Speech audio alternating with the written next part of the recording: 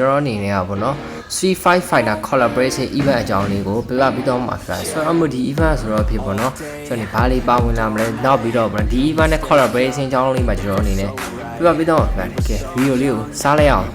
ကဲကျွန်တော် mobile legend နဲ့ပေါ့နော်ဒီ Street Fighter နဲ့ဒီ collaboration ပြုလုပ်ရတဲ့အဓိကအကြောင်းရင်းอ่ะပေါ့နော်ဒီ event ကိုဆိုတော့ဖြစ်ပေါ့နော်လူတော်များများကစောင့်ကြည့်နေကြတဲ့ event ကြီးပဲဖြစ်ပါတယ်နောက်ပြီးတော့ပေါ့နော်ဒီ C5 Fighter 6ရောက်နဲ့ပူးပေါင်းမှုဖြစ်ပြီးတော့မှလက်ရှိမှာဆိုတော့ဖြစ်ကျွန်တော် above server တွေကိုဒါရောက်ရှိနေတာဖြစ်ပါတယ်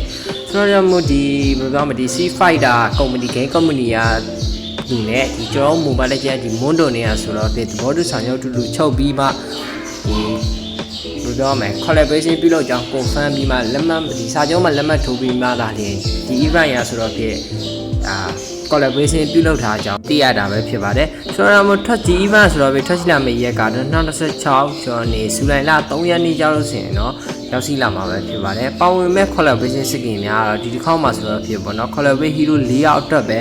ဒါပါဝင်လာဖြစ်ပါတယ်ဆိုတော့မို့နောက်တစ်ခေါက်ကြောက်လို့ဆိုရင် event pass 2ကြောက်လို့ဆိုရင်တော့ကျွန်တော်နေနောက်ထပ်2កောင်ထပ်တိုးလာအောင်မှာပဲဖြစ်ပါတယ်ပြီးတော့ဒီ skin တွေရဲ့ထူးခြားချက်အနေနဲ့ကတော့ chapter တွေမှာဒုတိယများမှုဆောင်ဖြစ်တဲ့အဒီနာ outfit ကိုလည်းဘာသာနေရလဲယူရအောင်မှာဖြစ်ပြီးတော့မှ custom buy system အသစ်တစ်ခုလည်းပါဝင်လာဖို့စီသေးတယ်တို့ဒါမွန်းတော်အနေနဲ့ပြောရတာဖြစ်ပါတယ် original server ရောက်ရှိလာမဲ့ skin ၄កောင်เนาะကျွန်တော်နေ skin ၄កောင် hero တွေကတော့ Gonavia 6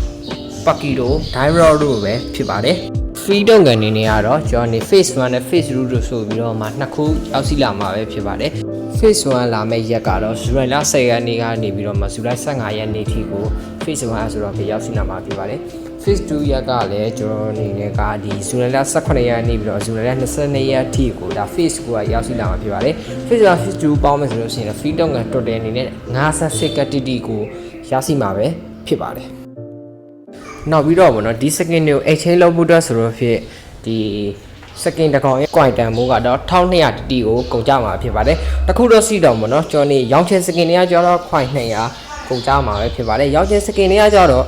ဒီ skin ပုံစံမျိုးနဲ့တော့တူတာတော့မဟုတ်ပါဘူးဒါပေမဲ့တခြား skin တွေကတော့ပါဝင်လာအောင်မလားဆိုတော့မပါဝင်တော့ဗျတခြားဒီ epic skin legend တွေကတော့ပါဝင်လာဖို့တော့ဒီ event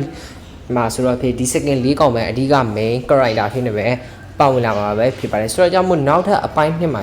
ကြာမှာဒီ event ဆိုတော့ဖြစ်နောက်ထပ် second 2កောင်ထပ်တိုးလာအောင်မှာဖြစ်ပါတယ်အခုတော့ချောင်းပလိုကြီးတော့လုံးဝကိုမှတည်င်းကောင်းပါပဲเนาะကျွန်တော်ကျွတ်စင်ရ second လင်းကော collaboration လုပ်တာမွန်းတော့တကယ်ကျွန်တော်ကျေးဇူးတင်အောင်မှာပဲဖြစ်ပါတယ်ဆိုတော့နောက်ပိုင်း run မှာလည်းချောင်းပလိုလေးထပ်တွေးရအောင်မှာဖြစ်ပါတယ်ဒီ second လေးနဲ့တော့